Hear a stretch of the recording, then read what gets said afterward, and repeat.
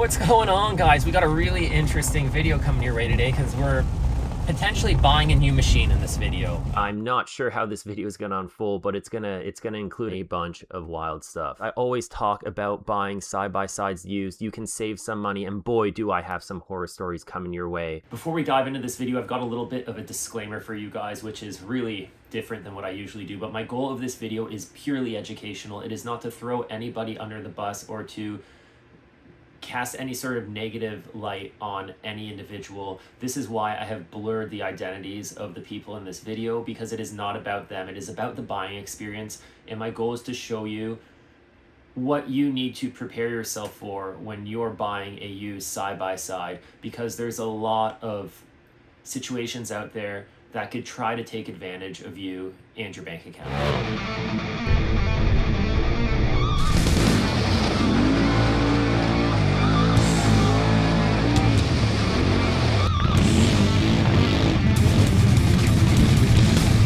I talk a lot about, trying to save some money, side-by-sides being super expensive, and the benefit of considering purchasing a used machine. So we're going to take you on a journey of what purchasing a used machine might look like, specifically when you're looking for a machine that has a low inventory in the used market. We're looking for a Pro R 4-seater, a Polaris RZR Pro R Ultimate 4.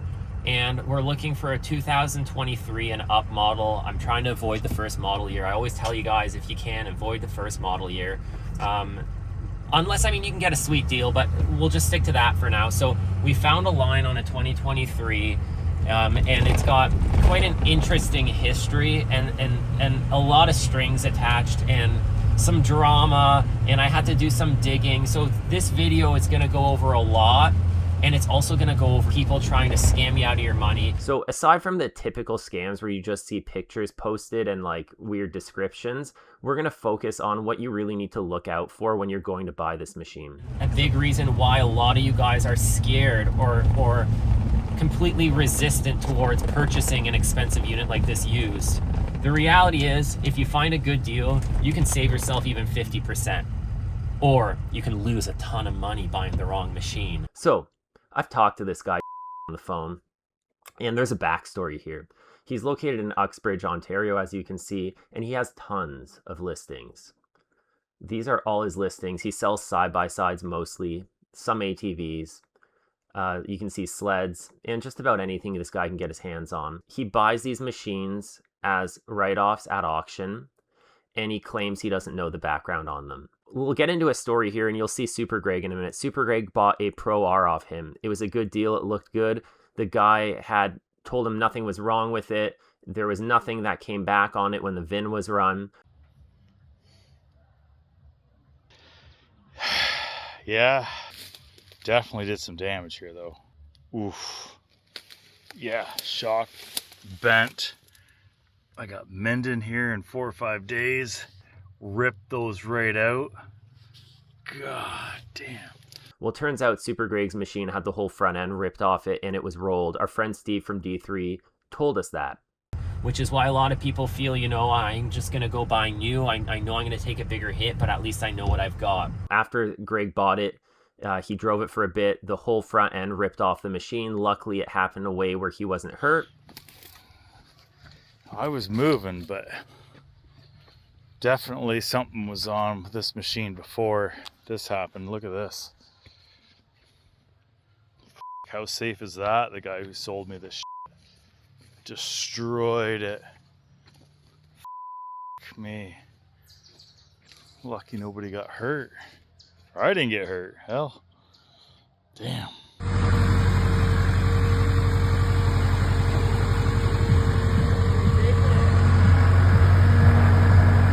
I'm going to show you pictures of the repair, and I'm going to show you pictures of the proper repair done by Steve after. Cost him quite a few grand to fix it. This guy washed his hands of it. It's a typical, this guy talks to you on the phone. He's really friendly, and then when it comes to exchange money or meet him, he tells you, he's not available, he's busy. His son will meet you. So it's funny because I called him about this machine, actually not knowing up front And then I'm like, something feels fishy here. I called up my buddy Greg, Super Greg, and I'm like, where'd you buy your machine? Well, it turns out it was from this guy. Turns out it was the same story. Oh, can't meet you, but my son will handle the deal with you. It's this typical like trade-off to allegedly to push away, you know, accountability. A huge shout out to Steve at D3 Off-Road for like literally getting me going for a day and a half. Getting the shock fixed up, the frame gusseted, just totally fixed it up. Right here, we're looking at a listing on the exact machine I'm looking for. It's the machine I've wanted for a while. There's not many of them around in our area. We're Ontario, Canada, but even searching across the rest of the country and in the States, there's not a ton of used stock. So let's look at this machine. Right away, we see there's damage on the passenger side door here. And we also notice that they're aftermarket aluminum doors. There's only 6 pictures. The pictures are good, but not great. And then when you look at it, it's got new fender flares on it. The plastics look pretty good. It's got new tires and wheels on it. And I think to myself, I'm like, you know, what's going on with this thing? Well, what do? I call over a few of the dealers I know in the area. Well, this thing was on consignment for a few months at one of the dealers in this area. I talked to them. They couldn't sell it. It was then on consignment at another dealership. Talked to some friends. They told me about it. Then I call this guy up. Oh, I haven't had it for that long. What's the history? Oh, I don't know the history. What do you mean you don't know the history? Oh, well, I think it's out of Alberta. This and that. I'm like, well, you're selling a lot of these machines. He's like, oh yeah, well, you don't really know the history when you buy it at auction. So he had at 2 dealerships, Polaris dealers, trying to co-sign it. They couldn't sell it. You know why they couldn't sell it? Because when you punch the VIN in, it says it's been rolled. And I'll show you the picture on the screen right now of a Polaris dealership, what they see, and it says, basically right after they purchase, unit rolled, repairs, rear left shock, CV assembly, so I'm assuming the drive axle, and rear plastics. That's just some of it. Let's read through it some more. Tinted taillights. Well, I wonder why those were replaced. Probably because they broke in the roll. Fender flares. Probably replaced when they broke in the roll. Aluminum roof. Full aluminum doors, probably because the OEM doors were replaced due to the roll. So the dealership fixed some stuff like the shock maybe and the axle, but this machine was rolled over.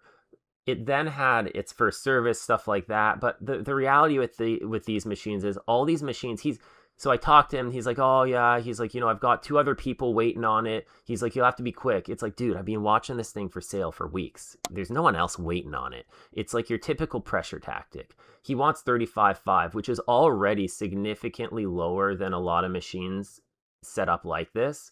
I'm like, oh, you know, will you take 30 for it? He won't take 30. He's like, I've already turned down some offers for 30, but he instantly settled on 32. Sight unseen. He's like, I'm like, yeah, if it checks out like in the photos and I come see it, I said, I'll give you 32 for it. We talk a bit. He seems like, you know, he's talking about how, oh, you know, he's been doing this for a while. It's just his side gig. You know, he's got a few of these machines. Based on the red flags that have been raised already through this interaction, there is probability that some of these other machines he's listing have also had some significant damage in the past. And that raises the question of whether they were repaired properly and whether those repairs were disclosed to the buyer. What happened to Greg is really a serious issue because it's a safety issue. Wish me luck, because every used machine you buy, regardless of how much you know the history about it, has inherent risks involved. You need to weigh out the risk to benefit ratio for you, your budget, your needs, what you feel is an acceptable risk. I don't gamble, I don't go to the casino, I don't really play the lottery, that's not my thing.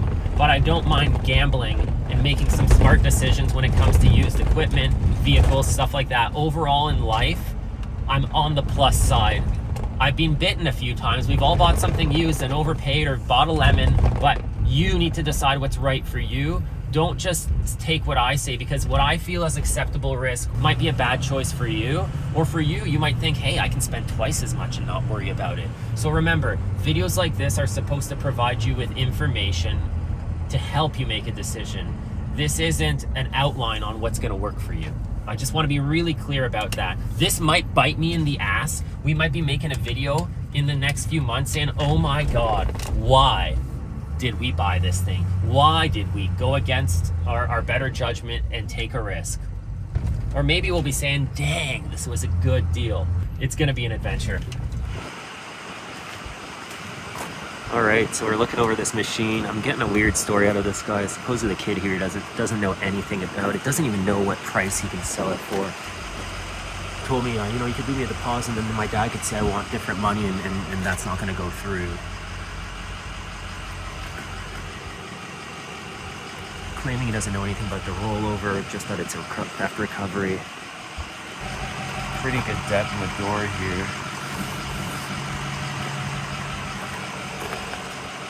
As you can see, it's raining pretty bad, which sucks for looking at a machine, but it's all good. I had to focus a ton of my time on the frame and on the suspension components. After seeing what happened to Super Greg's unit, I had to do my due diligence and really make sure I didn't miss anything. I'm not overly concerned with things like dents in the door, scratches, you know, blemishes. I don't really care about wear items like brake pads or anything like that. I'm focused on the big money items. Pay attention to that shock and the shock wear you see there. That's normal, but keep that in mind.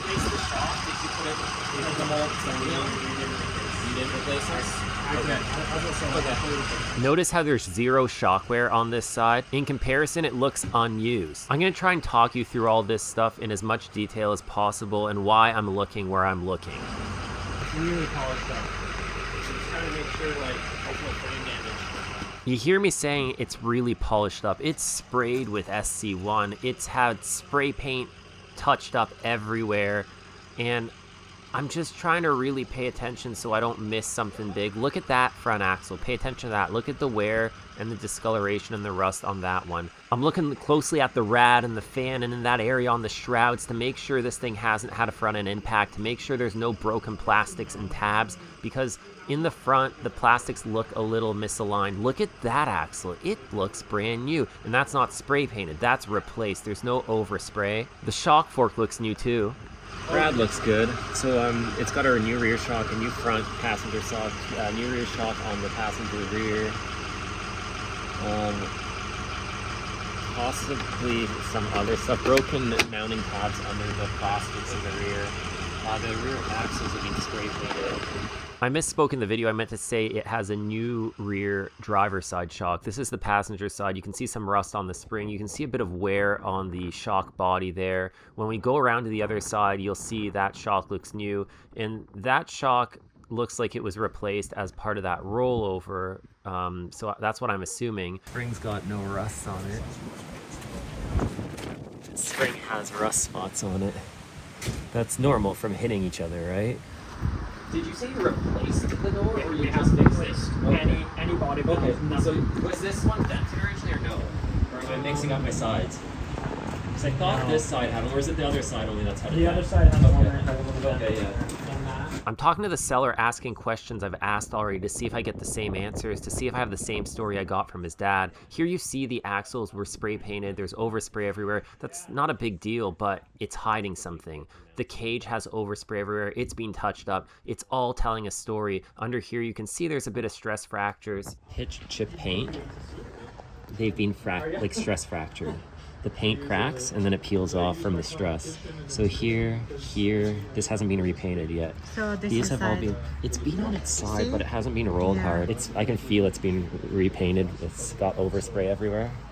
And you can't see any of the scratches that you would see on this original cage. Which, hey, I repaint my cages annually almost. Yeah. That's nothing to worry about. It's supposed to look good when you sell it. I do the same thing. We all do. Everyone wants to get top dollar. Powder coated doors, and see it's being touched up here. Like that bend. There's no doubt it's being painted, but they're aluminum. They won't rust or anything. This can be fixed. I care about where the frame mounts. Like the cage. Are they bent? Are the cage mounts bent? I don't care about... We can put a cage on it in the long run anyways, but if the mounts are bent, that's a heavy roll. This is a one-piece cage. There's solid cages out of the factory in comparison to the previous years. We're seeing some cracking there on all the welds. On this side, it's being over for sure, but not hard. You know, we've rolled our machine a bunch of times and it's fine. There's nothing wrong with a rollover. It's such a, like, a roll can be a layover, it can be like end over end 20 times. Both the rear axles have been spray painted and there's overspray there. They admit to doing that before it went on consignment. I mean, I do that too. This side's the same. Overspray. Lipstick on a pig. That diff looks newer than this. Look how the aluminum has weathered everywhere here. See it all? Yeah. Why does this aluminum look so new? Let's go look at the front diff. How corroded it is. See how corroded it is? Now go look at the back one. Looks significantly newer, doesn't it? It does. That's why you have to be alone and quiet and just, you gotta stare at this stuff for a few minutes. I didn't catch that right away. You gotta stare at it for a while. This is not straight. This bar for sure is tweaked, and I know that's an issue on these in general. I don't really care too much about that. I want to make sure, where does it mount? Is that straight? It appears to be straight under here.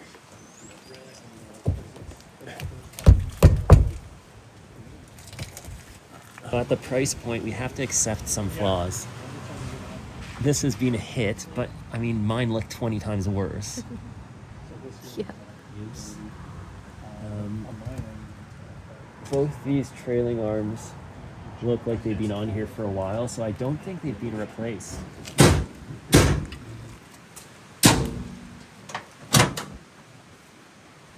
And close? It's just the latches and hinges. So that was the motor. No, it's just got loose latches. Aren't you ready to have the same? Yeah, it's a Yeah. razor thing. It's a razor thing. Build these machines, but they don't know how to build a door hinge. Yeah. Whatever. Minor details. Can you fix These this? are all rotten. They've been left open and they're all rusty. Oh yeah. Let's check under here. Oil's new. Let's let it run for a bit. I always like to bring somebody with me when I'm looking at a machine or anything more expensive I want to purchase, if that's possible, because it's an extra set of eyes and it's also somebody to distract the seller. A seller is gonna try to talk to you and distract you, especially if they want to pull a quick one on you, and don't feel like you have to talk to them. You're not there to discuss. It's okay to say, hey, give me 15 minutes alone, don't bother me, don't talk to me, I want to look at the machine. Don't be afraid to say that. It's the best thing you can do, and then just stare at it and play with it and look at it so that you don't find these things on the driveway at home. Make sure the engine's cold when you get there. Start it up cold, see if it smokes. Let it warm up real good, let the fans cycle. Turn it off, see how it starts hot. Do it a couple times. On these newer machines, cycle through the electronics, make sure the touch screen works, make sure all the buttons on the steering wheel work, make sure the drive modes work. Go through all of that. That's the expensive stuff, especially if your machine's out of warranty. It's not the brake pads, it's not the air filter, it's not that stuff. It's these big things you gotta identify before you take it home, because you gotta factor that into your negotiation. Issues are okay as long as you negotiate them. Every used machine's gonna have some issues. Heck, I want issues. I want a way to devalue this to get a better deal. You need to decide which issues you're okay with up front and which ones are deal breakers and stick to it.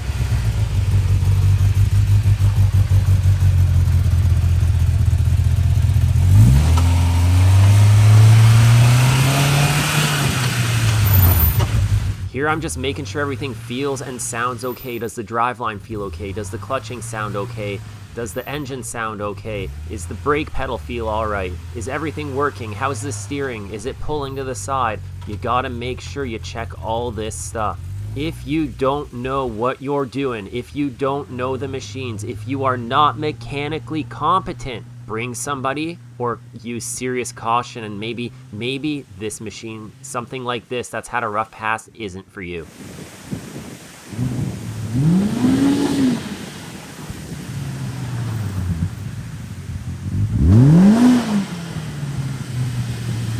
Cycle it through the drive modes, cycle it between 2 and 4-wheel drive, make sure it's switching in between 2 and 4 well. All that stuff needs to be checked. If there's an issue, identify. Is it a deal breaker issue, or is it just something you need to negotiate into the price? Little issues, I don't care about them. What you want to do is avoid surprises when you get this thing home. That front driver's side wheel actually looks like it's got a touch of wobble to it. Not something I saw when I was there. See, like, this is the thing. You constantly notice little things. You gotta be vigilant. When you're buying used, when you see signs of abuse, when you know the machine has a weird history, you also have to factor in that there's gonna be a few things you miss, and you need to factor that into the price because they're gonna find them when you get home, and it's gonna cost you money to fix it. Yes. It feels really good. Yeah? Yeah. You gotta be listening here, make sure there's no knocking, make sure you don't see any leaks, smell anything funny. I'm checking out all the frame rails, making sure they're not tweaked or bent. The way the skid plate looks, it's in great shape for a factory skid plate actually, so that gives me reassurance it wasn't thrashed too hard. This brake line, I don't know what the heck they did to it, but the other side is perfectly fine. This one is just mangled. Look at that one. It's you're never gonna know the full story. He said it came with a dented bumper. The body lines are off. See, this is tweaked. This is not. This gap here is a little different than this gap. I don't see any damage to the frame, but it might just be to the mounting tabs. The fan works. I should have brought my scanner. I was saying I should have brought my scanner to plug it into the OBD reader and just make sure there's no weird things going on in the ECU, but everything seems fine. I mean, no matter how vigilant you are, you can't check it all. You just got to do your best. What a small battery. Does it have two? I wasn't sure, but I looked under the passenger front seat and there was another battery under there. So yeah, it's a dual battery setup from the factory. These machines have an external belt-driven alternator, which is nice because they generate a lot more juice than the previous machines. Remember the golden rule. If it's too good to be true, it usually is. If the price seems off, then you gotta figure out why. No one's gonna sell you something for less than they can, essentially. Everyone wants top dollar. I want top dollar when I sell stuff. I touch stuff up when I sell it.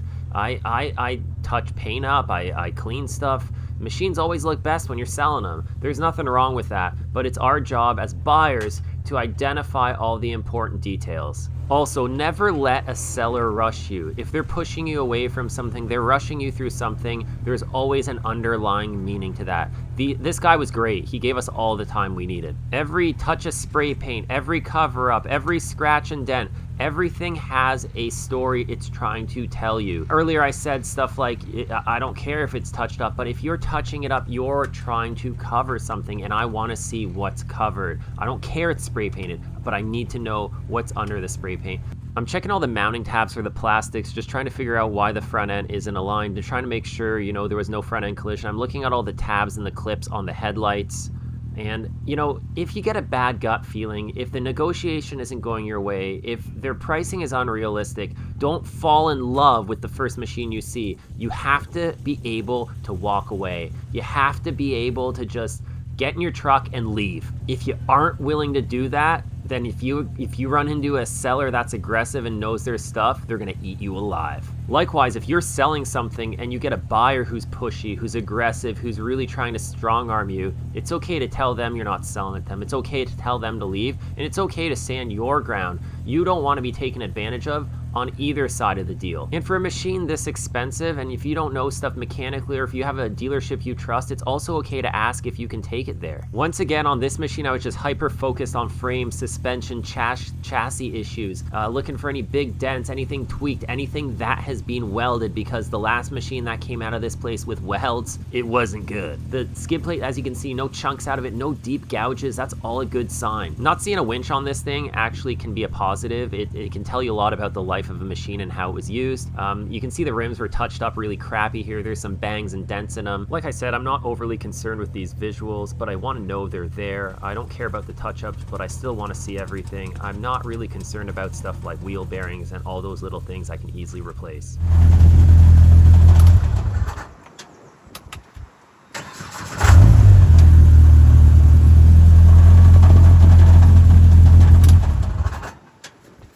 I don't know about it. I don't know about honestly, some, man. Yeah. If I was, Something's happened along the I line. wish I could tell you. Yeah, something's, I can tell something's happened.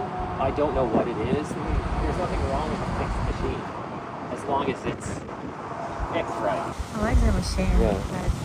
But I'm gonna throw 24 out there. and see how the Yeah. response is, and then work up from there. Not go past 29. 25K. Work with me then. That's my first number. What's your second number? Not that big of a jump. Tell me. 31. 31. No. 27.5. I go 20. That's got to be like my top. 27 is supposed to be my top. Wholesale value on this unit right now in what they consider rough condition, which is what this would classify as, just by book value, right? Yeah. Is 26.4, I think. That's wholesale value right now. Retail value on rough is probably somewhere around the 28 mark. You've had it for a while.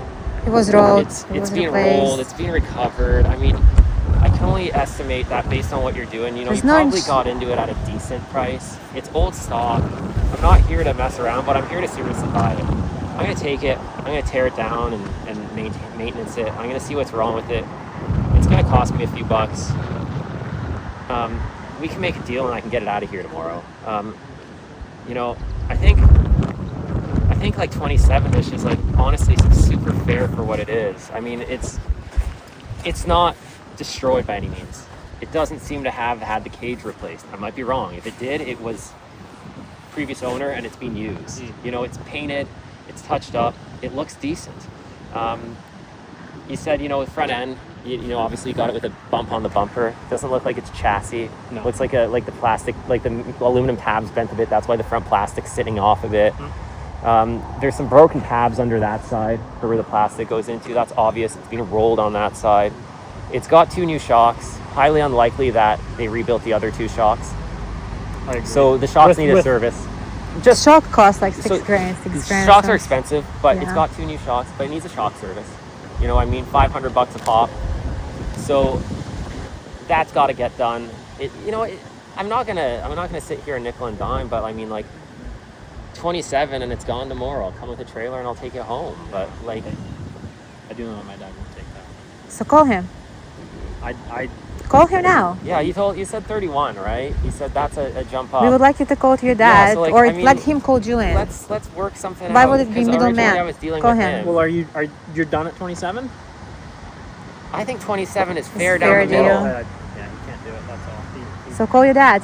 Yeah, because I talked to him originally, right? Yeah. And then And he was at 32 for 38, which is too which much. is way too much, I which get is it. why it didn't sell. Exactly. You know, you've tried getting what you wish you could get out Let's of do it. 30. That's it. That's literally all of it. There's no more. But you said Dad won't go below 31, and you said earlier, you know, I'll 30 's only it. be a deposit, 30 and then is- Dad's gonna say that I don't want it. He told me 30. But you just told me he told you 31. Like you say, I gotta start I somewhere. know. I just, but 30's it. That honestly, that like at that he said 29. He had an offer at 29. He turned down. that's silly because it could have been gone. And you know, if you sold this thing a year ago for 29, it's not going up in value. Let's shake hands on 29 then. The offer that you should have taken. 30 is where it's at. It's $1,000, dude. Yeah, it's You're going $1,000 to turn- and it's Exactly. gone. You're I could going say to the turn same thing down- to both of you guys. It's only But we need to $1,000 rebuild shocks. We need to do so much Yeah, work. it's you know, it's above wholesale. It's above Way what you above pay for wholesale. it. You told me you didn't do anything to it, basically. So if you didn't do anything to it, and that's honest, you didn't put any money into it, basically, aside from, you know, overheading it for a while and trying to sell it. If you outsource it through, they're gonna take like 10 points. So even if you sold it at a bit more, you end up at the same price. But we also have a good relationship with you. As do I, right? Yeah. They're a good dealership, Yeah. one of the better ones around. Yeah. So like, you know, if you sold it for 33 at the dealership, it's the same as selling it to me for 29. Fair enough. So like, I don't know, man. I think 29 is really fair. I get it. So 30's still where we gotta be. Like if you want to think about it, I'm more than happy. So how hard is to call to your dad? yeah, call your dad. Let's see. He told me even at 30, he didn't even think that was a good idea. Yeah, but So can that's you what call you guys him? have No, said for and the that's why I'm last saying year, you're right? here, Yeah. you're ready. 30. That's I'm at 29. He's at 30. So I'm gonna throw my last card. You sold my buddy Greg a machine about 3 weeks ago, a Pro R. First ride out, the front end ripped off it. $3,000 in damage. Front A-arm separated from the machine. you guys welded it, or someone welded it. It was booger welded. I got pictures. Our buddy D3 knows the machine was written off. We have pictures of the machine written off. You guys sold it to him without disclosing that the machine was written off. Coming in here and paying you top 35. dollar is really dangerous for me right now, because the reputation is coming from a friend who literally just spent 35K on a machine from you. That was low mileage, but after leaving, he was the write-off was not disclosed to him. Through digging through it later, through talking to people that we know, he got pictures of the machine with the front left wheel ripped off. When it went to the fab shop to get fixed correctly, someone had welded a washer into it and it looked like a booger weld. It was brutal. That's why I just spent 45 minutes or something looking at frame. I can fix a shock, I can fix a panel, I don't give a shit about a scratch, but I don't want to get a tweaked machine. So that's really what's holding me back here. I'm expecting that I'm gonna find something in here that's gonna cost me $2 or $3 grand to fix. Because I get your point. You're trying to make your cash. You're loaded with machines and inventory on Facebook. They've been for sale for ages. You guys repost them every week because I've seen this thing for ages. I've seen that thing for ages. It's posted in Thunder Bay. I'm doing a little more searching here on Facebook, and I'm noticing that background there, that shed. That looks really familiar to an Uxbridge location that we were just looking at. Look at in Thunder Bay. In Kenora. There was one down here, same picture. Cochrane. These are all areas in kind of this Ontario region. Is there another one? Those are all shots from the same place. That's the same person selling them, cross-listing them everywhere on Marketplace. No, I mean, there's nothing wrong with that. You can do that, I guess. Now, obviously, I can't say with certainty they are doing this. It could be somebody else. It could be someone stealing the photos and doing something without their permission. And I'm not accusing them of doing this, but as a buyer, as a consumer, you can see how this makes me feel a bit more uneasy about this situation. It raises more flags, sounds more alarm bells. It's most definitely not confidence inspiring. Steinbach, Manitoba. Interesting. So if I contact them, am I going to be able to locally view it with in Manitoba? Or are these all just identical buildings in these different areas? Seems a little fishy. I wasn't even looking for this. I'm just like, wait a second, I recognize those wooden beams. In Kenora, in around here, it's posted in 17 different areas with different names, with different accounts, with different reviews. That's a finance company in Alberta who steals our pictures. So look at it from a consumer's perspective though, right? Like I see that and I see red flags. Okay, so my intention with this video is purely educational. As I mentioned in the captions, our goal isn't to like throw anyone under the bus here, but this is a weird situation, and if you've watched through this video, you can tell that stories aren't lining up, facts aren't lining up, the honesty is really not quite there on the selling end. And we ended up going back and forth about this for another 15-20 minutes. He ended up calling his dad. His dad ended up saying 29.5, and we literally sat at 29.5 for another 10 minutes. And I just looked at him. I'm like, you're honestly gonna, I'm gonna get back in my truck and we're gonna leave, and you're gonna burn a deal for $500. At which point he's like, fine, let's do 29. My dad's not gonna be happy about it, but I'll do 29. So that's what we got to. We ended up getting the machine for 29. You heard me say, like, I'm not going above that, and I wasn't going to. We would have left. And you have to have that cold, hard cutoff. I'm telling you guys, whether it's at an auction, whether it's at a casino, or whether it's buying, a used vehicle or product, you have to know where you're willing to stop negotiating. That's the biggest tip I can give you. Don't feel like what you say is inappropriate. Your job is to get the best deal possible. His job is to get you to spend the most money possible. It's a game. And I understand some people are uncomfortable negotiating. Some people don't like to do it. Some people go into a car dealership and buy a new car without negotiating, for example. And the dealers these days have told you it's not customary to negotiate. The price is set. That's a load of baloney. You know that? You see a price on Facebook, you see a price on Craigslist, it's what they want for it. But everyone's overpricing because they know they're going to negotiate. Don't feel like you're doing something wrong. Be respectful, but be firm. There's nothing wrong going in there and fighting for the best deal you can get. That's your job. That's the benefit of buying private. That's the benefit of buying used. That's also a benefit of buying from a car dealership. Those guys want to negotiate. A true sales guy, he loves the art of negotiation. He lives for that stuff. He doesn't just want an easy deal. He wants to fight for that deal. So at the end, he's like, man, I got him, or whoo, that guy played me good. But I'll tell you this, if you're selling something, if I'm selling something, or if a dealer is selling something, they're just not going to sell it to you if it's below what they feel comfortable with. You're not holding a gun to their head. So if you can't reach a middle ground, walk away. Did you take a picture? No, video.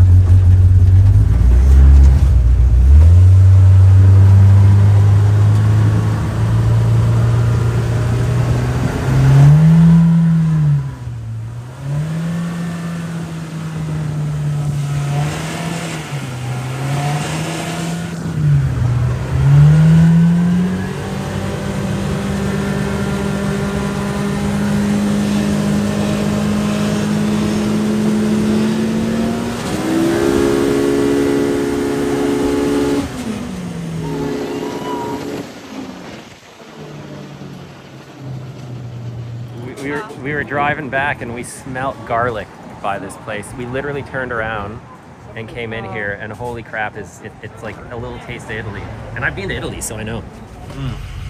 Man, dude, this is insane. All right, so I think we bought a Pro R. Well, I mean, we did. We put a deposit on a Pro R4, and you guys, you know, you see the video here.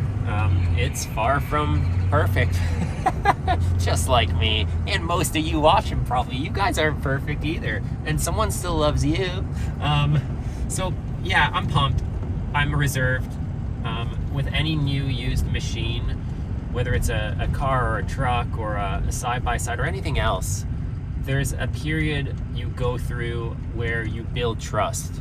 That takes a few rides, a few hard days, you know, a few situations where you think maybe you'll get let down and you don't, before you learn to trust that machine. So until that happens, until we shake it down, I'm not gonna know if I made the right decision or if I made a really, really big mistake. So right now, I'm excited because I've wanted a Pro R since they came out, 4 years. I'm excited that we got it for the price we got it for. He was asking $35,500. Prior to that, it was on consignment at a dealership for $38,500, I think, or around that mark, high 30s Canadian dollars. And we picked it up for $29,000. It was a 2-hour negotiation. As you saw, the machine had a lot of documented issues and a lot more little issues we found along the way. Not to mention the fact that, you know, this guy's wheeling and dealing these. We know they're coming from auctions. We know this one had a roll. We know it was a theft recovery. We don't know the history of the service. We don't know a lot. There's a lot of variables. So I think for $29,000, he had it for about a year or longer, wasn't able to move it. Tire kickers. So we basically, you know, it was time for this guy to move this inventory, and I think we gave him a fair deal. I paid a little more than I went in there wanting to pay, but if it checks out, if the engine and drivetrain are decent, if we don't run into any serious issues over the next year, I think we done well. I really do. I think this solidifies that point of, you know, it takes time to find a used unit. I've been looking for ages. We were looking in the States and here in Canada, and you just got to wait for the right unit for you. This is not the right unit for a lot of people because a lot of people looked at it and they didn't buy it. The dealership, a good dealership we know, wasn't able to move it. Not because it's an awful machine, hopefully, but because when you're buying a machine in that budget in a 4-seater, you're usually buying it for your family. Most people buying them, generally speaking, probably have the budget to buy new or to finance new. I don't. I don't have the money to go out and buy a $70,000 Canadian machine stock. We got one with 1,800 kilometers, so about 1,100 miles or just under. And yeah, we're picking up for 29 plus tax. My friend Chris from Power Sports Link Financing is setting us up with financing. We're financing it because it just makes more sense for me right now to finance it than to drop 33 or 34,000 cash on it. To me, that's what makes sense to me. Maybe you guys would pay cash, but I'm pretty happy with it. Little AJ's in the back, man. He's gonna be stoked when he sees it. Oh, yeah, you're gonna be so happy when you see our new toy, dude. I got a toy for me. Oh, I got a big toy for you and for me. I wanted to document this part of the process. So hopefully this content is bringing you guys some value and reminding you how much homework you have to do. I spent 2 hours there looking over every inch of that frame I could look at, looking over every component, and I'd look at it for 5-10 minutes. I'd come back at it and I'd see something I didn't see. So yeah, anyways guys, join us for this journey. I don't know what we're in for, but sometimes you just got to play a little bit of roulette. Well guys, we just made it back to Uxbridge here, and we are picking up the Pro R4. Well, I guess the moment of truth. This is when we figure out if we got a really good deal or if we got screwed. So, well, I mean, not this moment, but shortly we'll figure that out. But right now, I'm reserved, I'm positive, but trying to keep it together. Let's see if this thing was a good deal or not. Right now, it sure looks like one.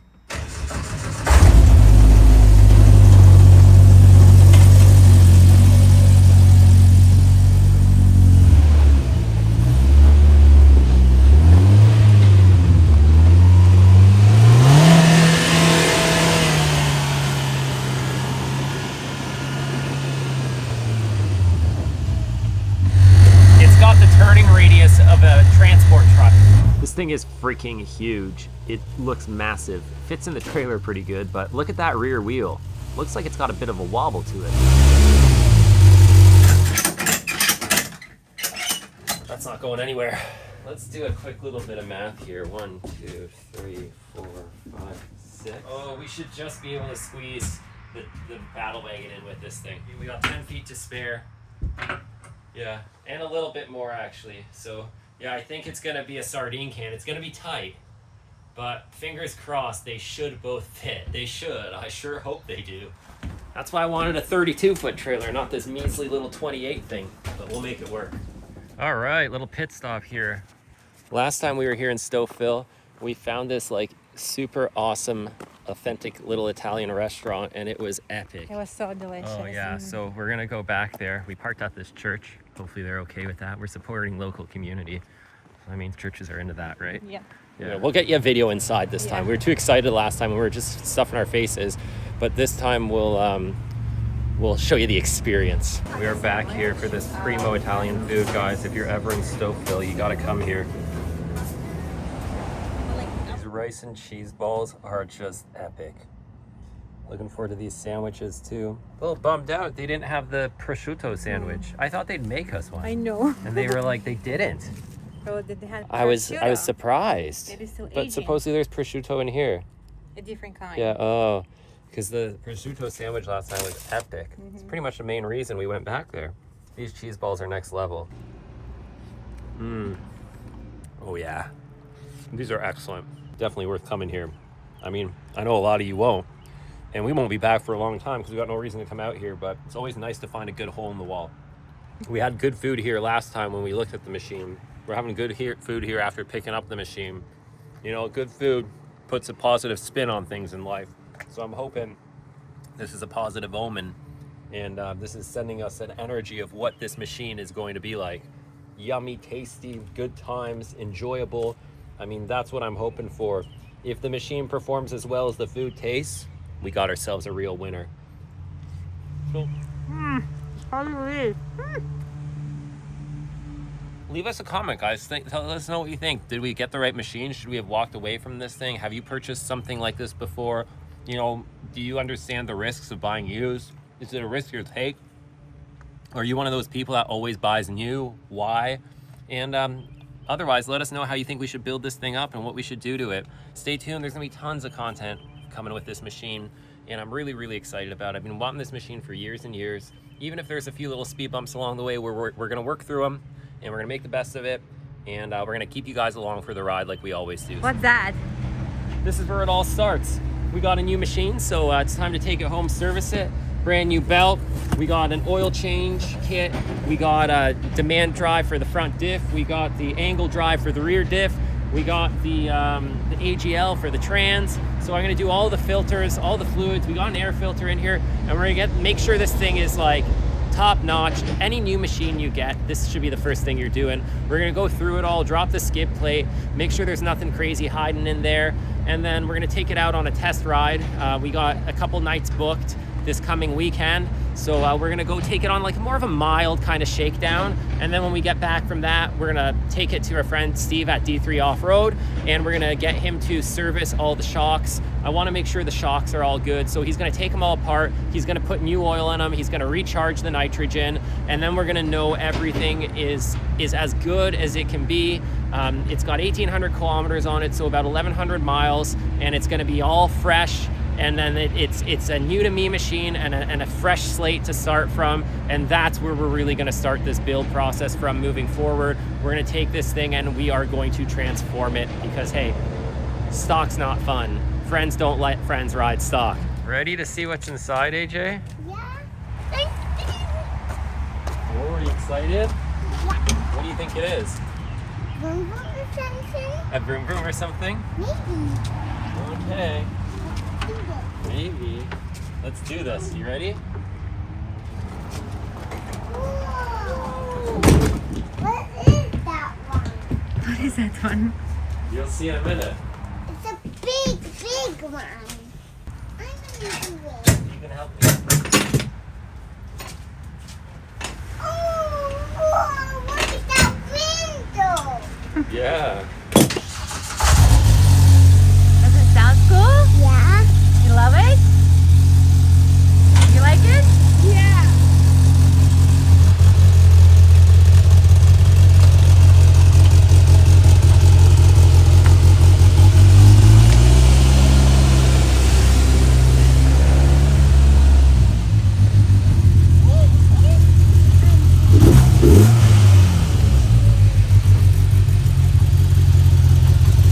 You like it? Yeah. Well, we got it home. I mean, now is when the fun really begins. AJ, is it good? Yeah. You like it?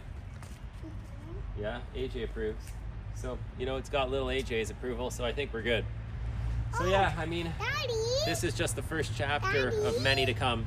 maybe you can make that seat in my seat in there. You want your seat in there? Maybe more. Yeah, I'll put your seat in here. You want to try going back here? Go there. Well, on the other side.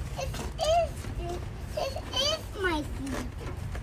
Oh, it's like it has black wheels. It's a little bit dented, but that's what Oh, Polaris it's dented, yeah. It's used, right? How's these?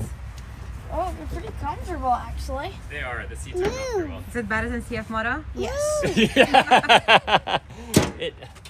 Let's be honest here. This is in a completely different league and a completely different level. This is apples to oranges. There is no way you can compare this to a CF Moto Z4 Sport 950 Sport like we have. Just sheer size alone. I mean, displacement. It's got over double the engine, double the suspension. Maybe not double the size, but a lot more size. It's got speakers inside. I didn't even see if the speakers work. I don't even care. It's got speakers back there. It's got speakers up here. It's got speakers up there. Does it have a sub? You look Oh, comfy. it's got, oh wow, it's got speakers everywhere. Wow, fancy. This is It's awesome. got a broken glove box. Excited? Yeah. Private. Drive it, okay. See if this works. See if it works. Okay, I hope it works. The H2 doesn't have a reverse camera. Wow. You can even see the wheels. See that? Yeah. That's cool.